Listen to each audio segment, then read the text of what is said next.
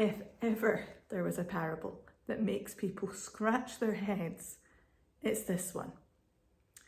Jesus tells a story where a dishonest manager cooks the books and somehow ends up commended. He appears to be the hero of the story. This guy uses his final days on the job to write off debts and secure a future for himself. Then Jesus, instead of wagging a holy finger, seems to say, "Look at that guy, isn't he smart?" So what's going on here? Let's be honest, this passage is not a crowd pleaser. If you've ever read it and thought, I have no idea what I'm meant to do with this, you're in good company. You're certainly in my company. But Jesus isn't trying to confuse us. He's inviting us into a deeper kind of reflection. He's using the uncomfortably sharp edge of this story to challenge us. Not with guilt, but with possibility. As we explore this slightly strange parable together, we're going to look at three big questions. First, what do you do when the rug gets pulled out from under you? Next, will we be wise enough to act? And finally, what's shaping our decisions? So first, let's look at this question. What do we do when the rug gets pulled out from under us? The story begins with a man in trouble.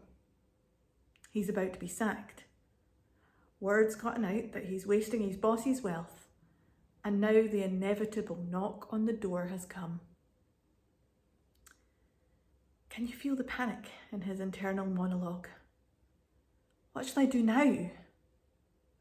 My master is taking away my job. I'm not strong enough to dig. I'm ashamed to beg. This isn't just a question of income, though that is worrying him too. It's also identity.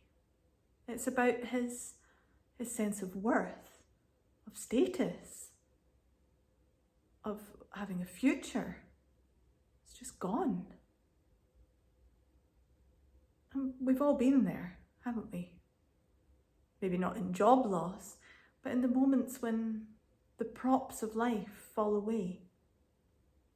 Those good things, those things that we were depending on to hold us up, suddenly disappear, or they threaten to.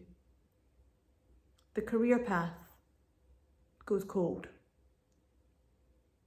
The relationship dissolves. The future we were building on turns out to be built on sand. And in that moment, like the manager, we start asking, what now? What can I count on? What can I do to find solid ground again? And the manager, despite his somewhat shady ethics, asks the right question and then acts decisively. He doesn't wallow. He uses what little time he has left to shape a different kind of future.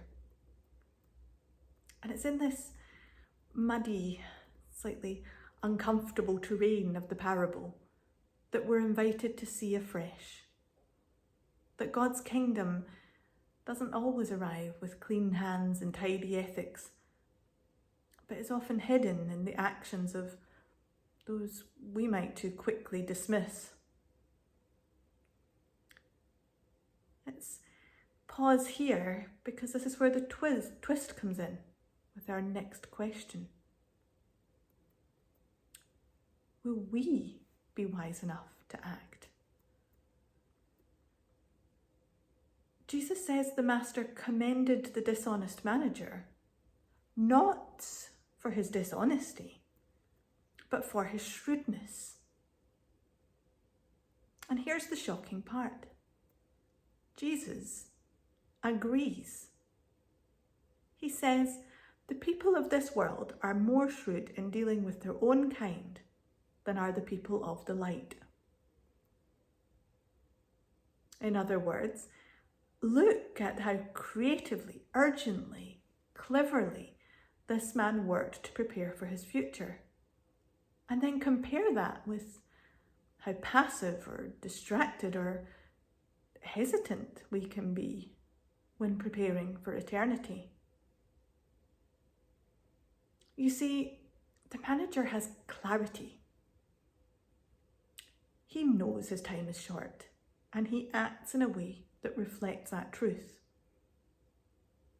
And Jesus says, I want my people to live with that same clarity of purpose.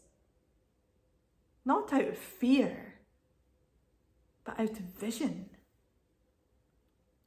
This is not a call to manipulate or scheme, and it's not a warning to be afraid of the future. It's a call to wake up, to recognise that we have a brief window, this lifetime, here on earth, and to live in ways that echo into eternity. This is where Jesus invites us into a different kind of stewardship, not just money management, but using what we have, all our different resources, wealth, influence, relationships, time, for the sake of communion, for the sake of love, for the sake of others. Like the manager, we are not owners of these things. We are people entrusted with them for a time. And here's where Jesus takes the story somewhere deeper. This is our final question. What is shaping our decisions? Here we have the line that cuts right through the heart of modern life. You cannot serve both God and money. Not shouldn't, not probably won't do it very well. Cannot.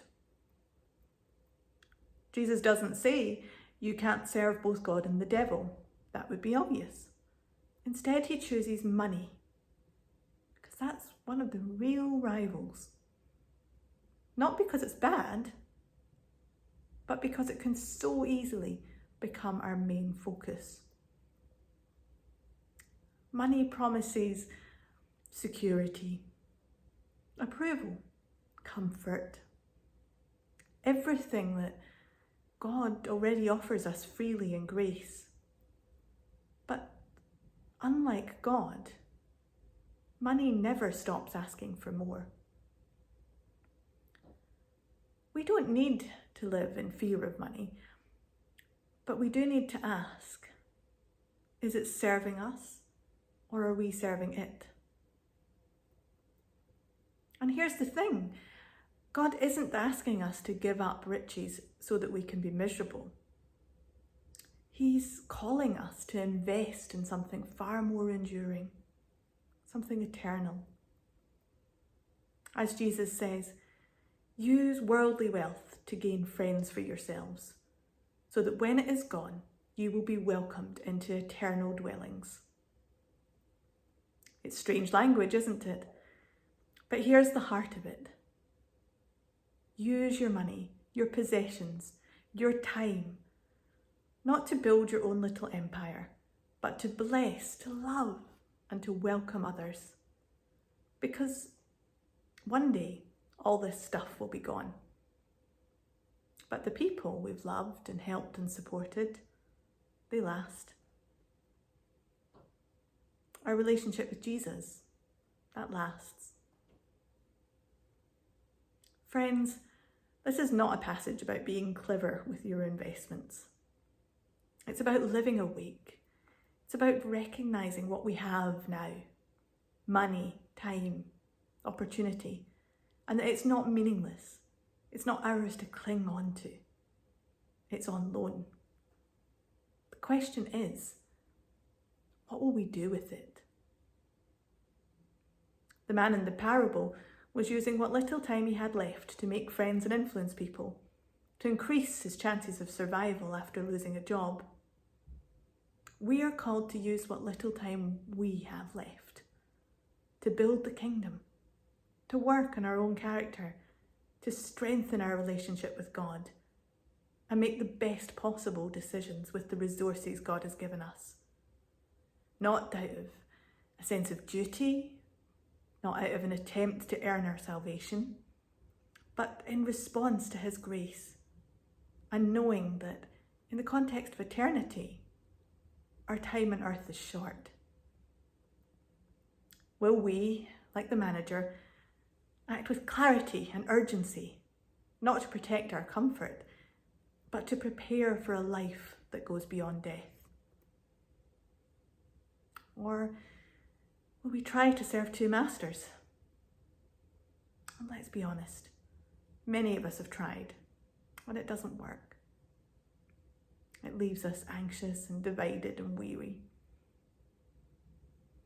But there's another way, a better way, the way of grace, the way of trust in a God who says, you don't have to hoard, you don't have to worry. I will provide. I am enough. Let's choose that way. Let's live shrewdly, not selfishly. Let's live generously and not fearfully. Let's live faithfully, even in the smallest of things. Because the one we serve is no ordinary master. He is good, and He is worth everything. Amen.